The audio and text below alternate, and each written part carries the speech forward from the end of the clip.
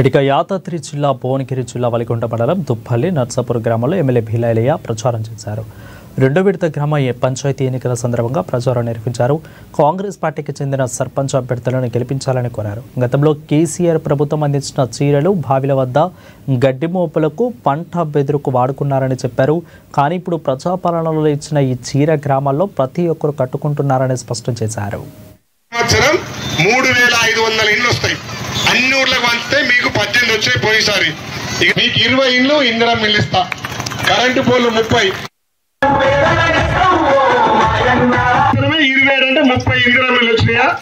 5 సంవత్సరానికి 30. మొన్న ఇచ్చినటువంటి 27 పోయిన సంవత్సరం ఇండ్లు. ఇప్పుడు జనవరి 15 తర్వాత మళ్ళీ 30 ఇండ్లు వస్తాయి.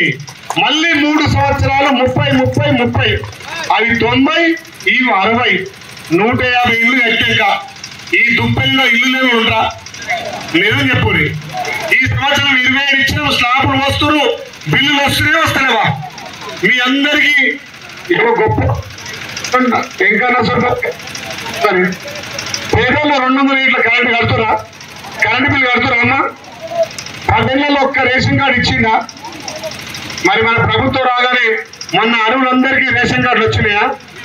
రేషన్ కార్డు అంటే ఏమనుకుంటారు అందరంటే బియ్యం కార్డే కదా, బియ్యమే వస్తాయి అనుకుంటారు.